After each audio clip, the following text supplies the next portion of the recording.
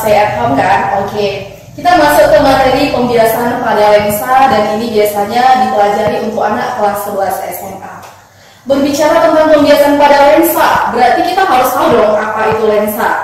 Nah, kalau dikatakan lensa itu adalah bidang lengkung ataupun bisa dikatakan juga benda bening gitu. Nah, apa bedanya sama cermin? Kalau dia cermin, maka permukaan belakang itu tertutup. Kalau tertutup berarti terjadi pemantulan. Sementara pada lensa itu, kedua permukaannya itu adalah benda bening. Berarti benda bening yang kedua permukaannya dibatasi oleh bidang lengkung. Berarti itulah kategori apa itu lensa. Nah, sekarang kita terfokus apa itu lensa cembung, lensa cekung, dan sebagainya. Berbicara lensa cembung, berarti kita masuk dong ini ke cipok, berarti ciri pokok. Nah, apa ciri pokok yang pertama? Dikatakan bahwa bagian tengah dari lensa cembung itu posisinya lebih tebal dari bagian tepi. Nah, kemudian apa lagi katanya? Ada konvergen. Konvergen itu maksudnya adalah mengumpulkan sinar atau mengumpulkan cahaya. Kemudian apa katanya lagi? Titik fokus aktif F1 berada di belakang lensa. Nah, itu nanti detailnya kepada sinar-sinar istimewa. Dan jelas bahwa lensa cembung itu lebih diutamakan biasanya pada lup atau kaca pembesar, pada mikroskop atau dikatakan untuk melihat benda-benda yang kecil, pada teropong untuk melihat benda-benda yang jauh, pada hipermetropi. Misal nih kalau aku rabun dekat, maka aku harus menggunakan lensa cembung. Pada proyektor dan yang sebagainya. Di sini ada juga saya lukiskan pada lensa cembung. Kalau dia bentuknya seperti ini, maka dikenal dengan istilah biconvex. Bi artinya dua, berarti biconvex itu adalah dua lensa cembung, atau bisa dikatakan cembung-cembung, atau bisa dikatakan cembung rangkap atau cembung ganda. Nah, yang kedua ada juga saya gambarkan ini, kemudian pertama datar, kemudian cembung. Bahasa lain dari datar itu adalah plan. Bahasa lain dari cembung itu adalah convex, berarti plan convex, datar cembung seperti itu. Nah, yang ketiga di sini ada saya katakan gambar cembung dan ini ada gambar cekung. Tadi sudah kita sepakati bahwa cembung itu adalah convex dan cekung itu adalah konkav, berarti convex konkav, cembung cekung. Inilah sekilas untuk lensa cembung. Namun berdasarkan hukum Snellius, ada 3 sinar istimewa dari lensa cembung. Yang pertama, apa dikatakan di soal? Bahwa sinar datang sejajar sumbu utama. Mana nih sumbu utama? Berarti ini. Sinar datang sejajar sumbu utama. Oke, kita buat dulu ya. Misalnya di sini, sinar datang sejajar sumbu utama. Sinar datang sejajar sumbu utama, maka aku gambarkan ini adalah SU, sinar sumbu utama, atau bisa kita kenal juga ini dengan kata SB aja lah yang biasa dipakai. Sinar datang sejajar sumbu utama. Kemudian apa dikatakan di soal? Akan dibiaskan. Dibiaskan itu artinya dibelokkan. Udah, dibelokkan berarti melalui titik fokus F1. Yang mana nih F1, yang mana F2? Oke, kembali ke laptop, bahwa katakan tadi titik fokus aktif F1 pada lensa cembung di belakang lensa. Bagian ini ke kiri namanya bagian depan lensa. Bagian ini ke kanan berarti namanya bagian belakang lensa. Berarti karena F1 di belakang lensa, maka inilah yang kita kenal dengan F1, maka ini F1. Konsisten, maka ini F2 dan ini R2. F di sini adalah jarak fokus, R adalah jari-jari kelengkungan. Di mana pada lensa itu setiap lensa memiliki 2 titik fokus. Ada namanya titik fokus aktif dan titik fokus pasif. Nah, tadi kita katakan sinar datang sejajar sumbu utama, udah ini dia kan, akan dibiaskan melalui titik fokus F1. Dibiaskan berarti dibelokkan. Berarti kalau dibelokkan berarti akan menjadi seperti ini. Oke, akan dibiaskan melalui titik fokus F1, maka inilah yang kita kenal dengan SB, sinar bias. Kemudian apa dikatakan lagi? Sinar datang melalui titik fokus F2 F2, R2, maka yang dari F1, R1. Sinar datang melalui titik fokus F2, berarti kalau saya gambarkan nih, berarti kita gambarkan ada sinar melalui titik fokus F2 ya kan? Oke, berarti sinar datang melalui titik fokus F2. Inilah yang kita kenal dengan sama seperti tadi SD, sinar datang. Akan dibiaskan, nah dibiaskan dibelokkan sejajar sumbu utama. Ini sumbu utama kita. Berarti sejajar gimana? Berarti sejajar itu adalah seperti ini. Sejajar. Berarti sejajar sumbu utama inilah yang dikenal dengan SB, sinar bias. Oke, jelas. Sinar datang melalui titik pusat optik. Yang mana titik pusat optik? Berarti yang di tengah-tengah. Ini titik pusat optik, titik pusat optik, titik pusat optik. Katanya sinar datang melalui titik pusat optik. Berarti kita gambar. Ada sinar datang melalui titik pusat optik. Berarti ini SD. Akan diteruskan, berarti diteruskan diluruskan tanpa dibiaskan, nggak ada pembelokan. Berarti dia akan lurus mengikuti arah sinar datang. Berarti panahnya gimana? Berlawanan. Inilah yang kita kenal dengan SB, sinar bias. Itulah sekilas untuk lensa cembung. Nah, kalau dikatakan sifat bayangannya bagaimana? Itu sama seperti lensa cembung sama dengan cermin cekung. Nanti sifatnya jika benda di ruang 1 ada, benda di ruang 2 ada, benda di ruang 3 ada. Oke, sekilas mengingat kembali bahwa katanya jika benda di ruang 1, maka bayangan akan di ruang berapa? Ada dong tips uangnya di sini. Tips uangnya itu adalah nanti kita buat di sini ruang benda tambah ruang bayangan sama dengan 5. Oke, itu nanti next. Sekarang kita masuk ke lensa cekung. Cipok, apa cipok tadi? Ciri pokok. Nah, apa katanya di soal?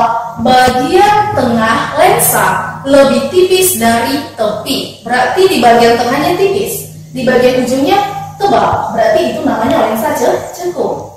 Yang kedua katanya divergen. Divergen lawannya konvergen. Konvergen tadi adalah mengumpulkan sinar. Lawan kata mengumpulkan berarti menyebarkan sinar.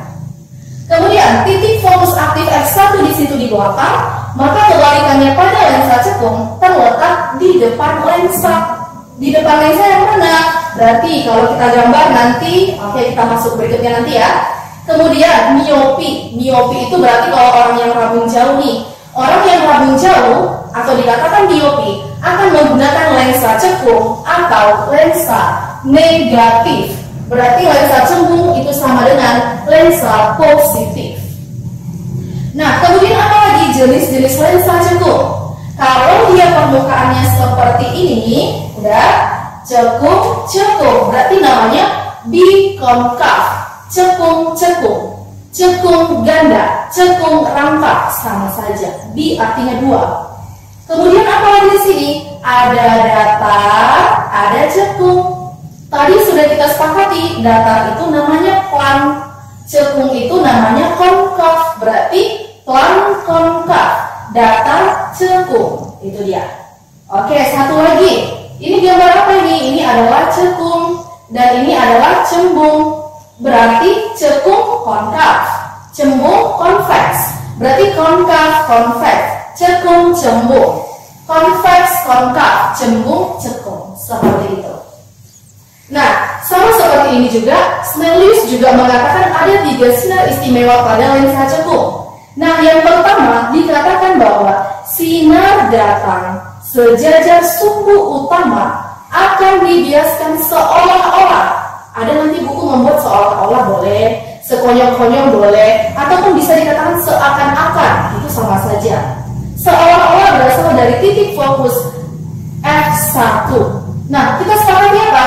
Titik fokus aktif F1 di depan lensa.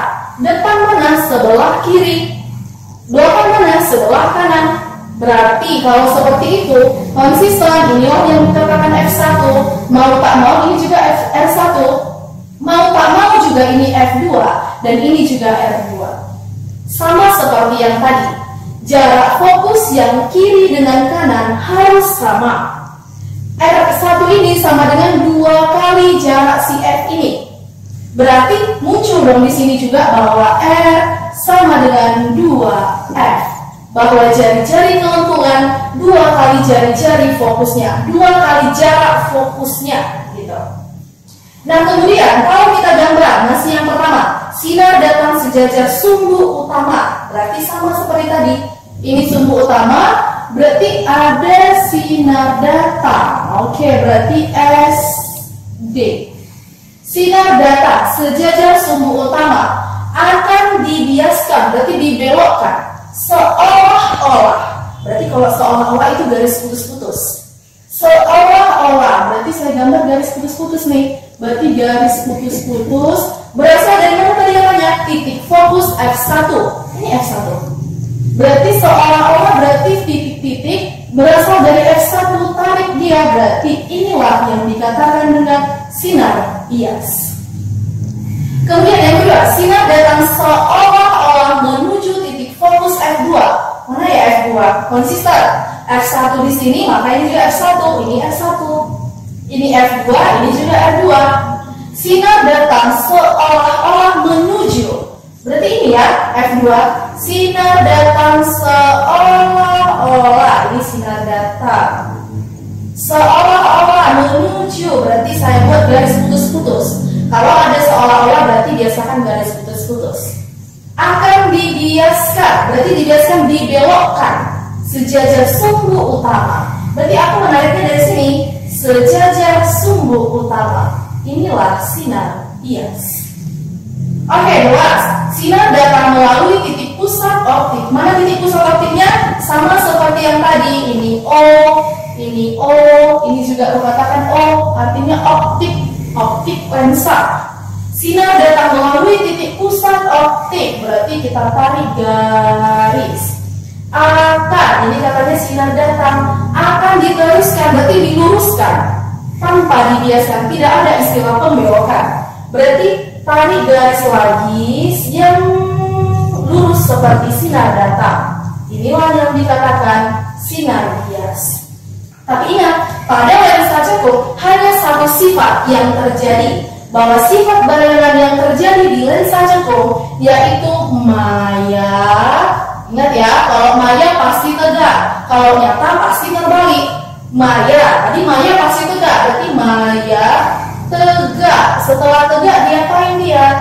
Maka ada istilah nanti diperkecil. Maya tegak diperkecil. Itulah sifat dari lensa cekung. Lantas lensa cekung gimana lagi? Oke, tunggu ya. Kita masuk ke dua lensa dulu. Kalau ada dua lensa disusun nih, berarti gimana ya? Lensa di sini, lensa di sini. Berarti bayangannya gimana? Kalau lensanya dua, berarti bayangannya dua. Kalau lensanya satu, bayangannya satu. Kan itu kan namanya feedback, umpan balik. Berarti kalau misalnya kita buat, di sini ada sebuah benda. Saya gambarkan ya. Di sini misal ada benda. Berarti ini lensa pertama, ini lensa kedua. Jarak benda sebelumnya kan sudah disimbolkan itu adalah S. Berarti ini adalah S. Jarak benda terhadap lensa pertama S1. Maka akan menghasilkan bayangan. Bayangannya di mana? Di antara kedua lensa. Misal saya buat di bawah ya. Oke. Berarti ini namanya bayangan. Bayangan berapa? Bayangan yang pertama. Ada jarak bayangan dari lensa pertama. Kita simbolkanlah itu dengan S1 aksen. Lantas bayangan pertama ini akan menjadi jarak pada lensa kedua.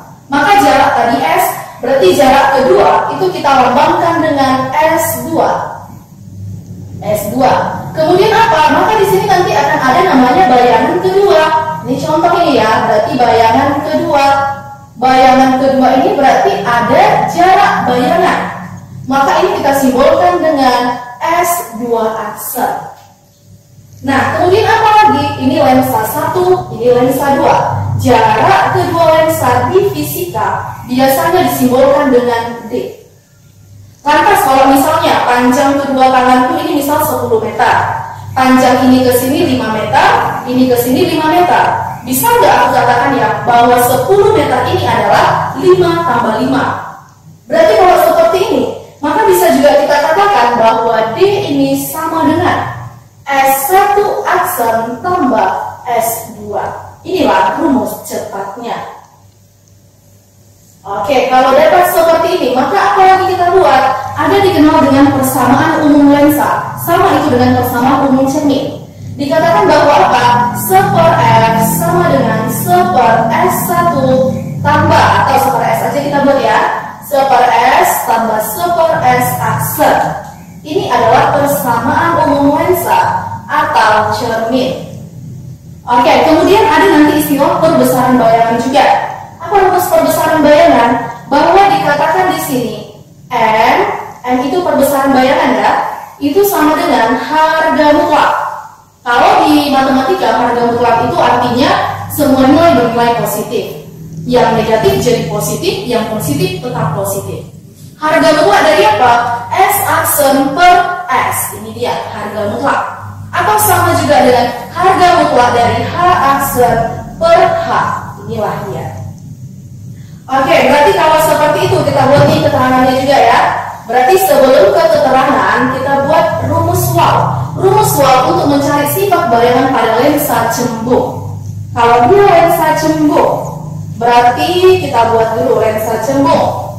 Oke, gimana ya? Kita buat seperti ini aja. Lensa cembung, misalnya ada dua lensa.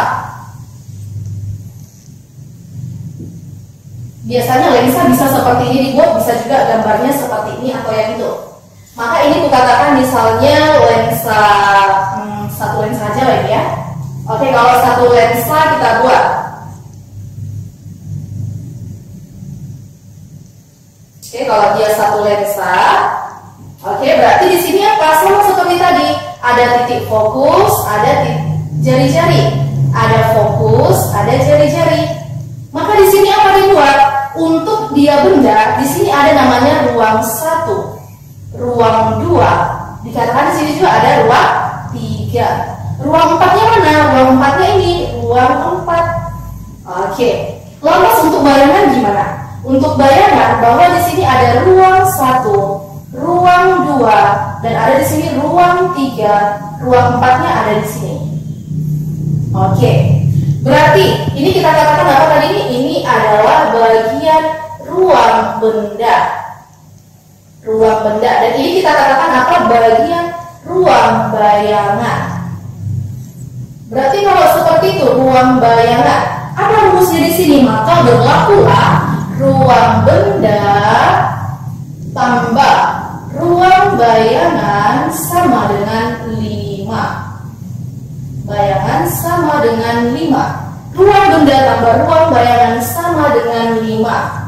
Maksudnya apa di sini? Kalau benda di ruang 1, maka bayangan di ruang 4. 1 ke 4. Tadi 4 ini di mana nih? 4 ini berarti di mana? Oh, bagiannya depan ini. Berarti ini semua adalah bagian depan. Lantas ini semua bagian apa? Ini adalah bagian belakang. Berarti kesepakatannya apa? Benda di ruang 1 bayangan 1 tambah berapa biar 5? Berarti sama dengan 4. Berarti benda di bayangan di ruang 4 itu adalah di depan lensa. Berarti sifatnya apa? Maya. Kalau maya pasti apa? Maya pasti tegak. Nah, 1 ke 4 itu berarti apa? 1 ke 4 makin besar atau makin kecil ya? Oh, 1 ke 4 makin besar. Berarti maya tegak diperbesar. Kalau benda di ruang 2, ini benda di ruang 2 nih. 2 tambah berapa biar 5? Berarti 2 tambah 3. Bayangan di ruang 3, berarti ini bagian belakang. Kalau belakang pasti nyata. Kalau nyata pasti terbalik. Nah, sekarang dari 2 ke 3, berarti itu apa? Diperbesar. Berarti nyata terbalik diperbesar. Oke, satu lagi. Jika benda di ruang 3, maka 3 tambah berapa biar 5? 3 tambah 2. Berarti 2 ini benda di ruang 3, bayangan di ruang 2. Berarti bagian ruang 2 itu adalah di belakang. Berarti kalau di belakang itu artinya adalah nyata. Kalau nyata pasti terbalik. Dari 3 ke 2 itu sama dengan diperkecil. Berarti nyata terbalik diperkecil. Oke, berarti itu namanya cius. Kita buat sepakatan ya. Bahwa kita sepakati tadi bahwa S aksen itu bernilai positif jika dia di mana? Di belakang. Berarti kalau dia di belakang, maka sifatnya apa? Maya. Itu dia. Nah, kemudian apa lagi? Negatif. Kalau negatif dia gimana? Oh, ini Maya. Maya di depan nih. Maya di belakang, salahnya ya. Maya di depan. Maya itu sama dengan di depan lensa. Kemudian kalau dia negatif, berarti ini kita katakan apa? Ini juga bukan maya, ini adalah nyata. Nyata berarti, oke bentar ya. Nyata itu sama dengan, ini adalah nyata. Ini tadi nyata kita sepakati di belakang. Nah, kemudian apa? Kalau ini negatif adalah maya. Maya itu kita sepakati adalah di depan lensa. Oke, di depan. Nah, kemudian ada kita sepakati lagi untuk F. F katanya di sini bahwa untuk lensa cembung, udah untuk lensa cembung, apa kesepakatannya di sini kita buat? F dan R harus positif. Maka di sini kita buat ya. Maka F dan R positif. Kita buat di sini aja. Berarti F dan R positif. Itu dia untuk lensa cembung. Sementara untuk lensa cembung, lensa negatif, berarti apa di sini? Bahwa F dan R itu harus negatif. Kenapa harus negatif? Namanya udah lensa negatif. Berarti F-nya negatif. Kalau F-nya negatif, berarti R-nya negatif. Kan begitu. Nah, ini juga S aksen lantas. S-nya gimana? Untuk S, ya, dimana kita selipkan ini ya. Berarti kalau dia S positif, maka nyata. Kalau S negatif, berarti dia apa? Maya. Oke, ini sekilas untuk pembiasan pada lensa. Next time kita akan bahas tentang soal-soal. Saya rasa pembelajaran bisa dilakukan di mana saja, bisa di rumah, bisa dimanapun, dan bisa dilakukan kapan saja. Maka saran saya tetap stay at home dan jangan keluar jika dalam keadaan mendesak. Dan kalaupun dalam keadaan mendesak, maka kamu harus apa? Gunakan masker, gunakan sarung tangan, dan tetap gunakan hand sanitizer. Oke, terima kasih. Salam wow.